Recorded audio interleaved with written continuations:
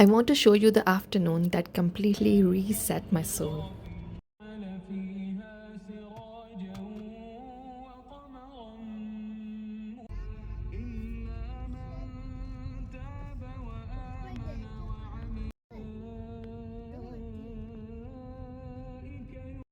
So, this was genuinely a last minute decision, one of those let's just go moments that you don't plan for but end up being grateful for.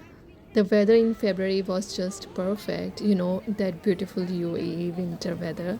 Not too hot, light breeze, the kind of day that makes you want to be outside. So we got our tickets and walked in, and immediately I could feel something shift. There is something about stepping into a space full of greenery and life that just quiets everything down inside you. The noise in your head, the to do list, all of it just gets a little softer. So we went to this beautiful butterfly garden in Abu Dhabi. So the garden is split into two domed sections, and I wanted to walk you through both because they're both completely different experiences. The first dome, subhanAllah, you walk in and you are immediately surrounded by butterflies.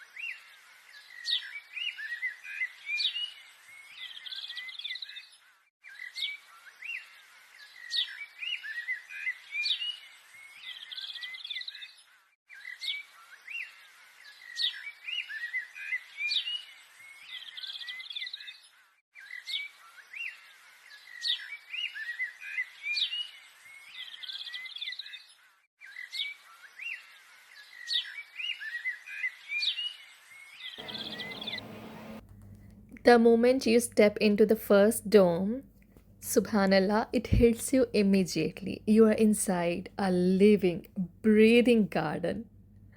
Butterflies everywhere, every color you can imagine just floating around you softly, like they have all the time in the world.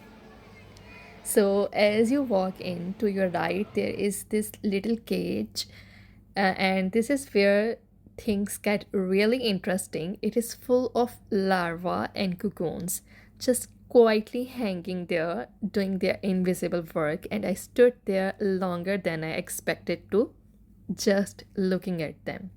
Because there is something deeply moving about a cocoon. Everything is happening inside it that you cannot see from the outside. And then one day, wings. Subhanallah. And to your left, a beautiful waterfall, and there were very beautiful, colorful fishes there, and different kinds of butterflies were resting on the stone. It felt like someone had put real love into creating this space. I kept stopping to take pictures. Every corner was giving me something beautiful to capture. There was also this mysterious creature resting on one of the trees, just lying there so peacefully, completely still. I wasn't even sure what it was at first. I'll drop the name in the description once I find out, but honestly, it added to the whole magical feeling of the place. And then, my favorite moment of the whole visit, I noticed people were getting butterflies to sit on their fingers, and I had no idea how they were doing it. So we asked one of the staff members, and she was so lovely about it. She showed us exactly how to hold your finger still and approach the butterfly slowly without touching or hurting its wings. And it worked.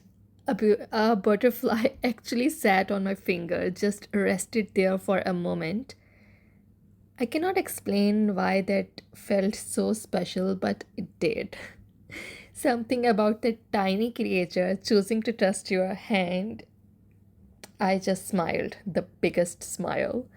We spent over an hour in that first dome alone, just wandering, capturing, breathing it all in. And when it was finally time to move, you moved to the second dome. And here's the thing, you cannot go back to the first dome. That door closes. You can only go forward.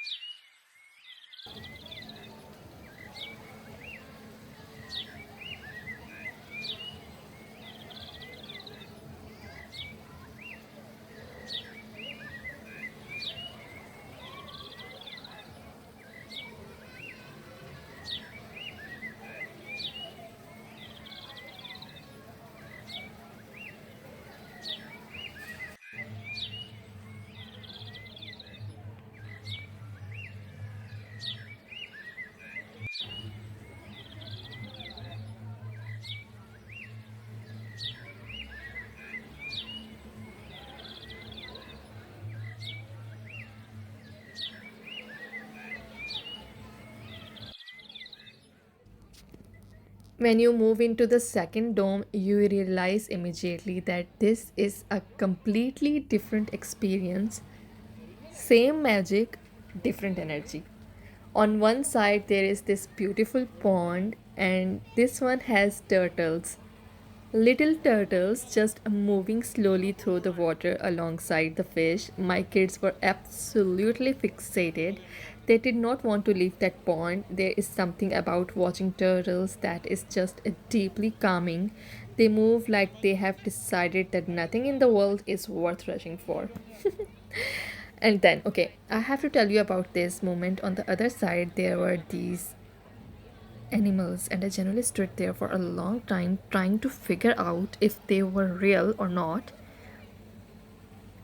They looked like alligators, or yeah, they were alligators, but I was not sure if they are real or fake. I honestly could not tell. I kept staring, and then I made my decision. They were fake. I'm almost certain they were fake, but the fact that I stood there that long debating, it tells you how realistic they were. Um, there was also another glass cage, this one filled with different types and colors of cocoons. And right there in this second dome, there was a spinning wheel showing the complete life cycle of a butterfly egg, larva, cocoon, and finally the butterfly. And then the moment I could not stop talking about the sloths. There was a mama sloth and a baby sloth. And subhanAllah, I had never seen a sloth up close before in my life. They were being handled by the staff members. They were feeding them so gently, so carefully, and there was a queue of people waiting for their turn to get close. We waited and we got our turn. And I cannot explain how it felt to be that close to this incredible, gentle, slow, peaceful creature. The baby was just clinging to the mama, completely unbothered by the world around it. I got some pictures and videos, and the butterflies in this dome, again, very pretty, different colors, beautiful species. Every time I thought I had seen the most beautiful one, another one floated past. When it was finally time to leave, honestly, we were so reluctant. It took us so long to actually walk out. You know, that feeling when you don't want a beautiful moment to end? That was us standing at the exit looking back one more time.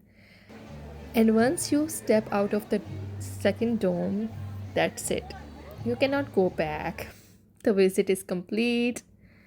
But subhanAllah, what a visit.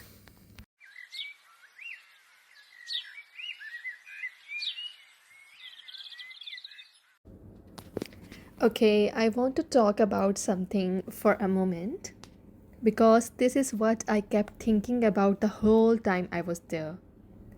Allah created all of this, every single butterfly, the exact pattern on its wings, the exact color, the way it moves, every cocoon quietly doing its transformation, the pond, the waterfall, the sloth hanging upside down, perfectly designed for exactly that life.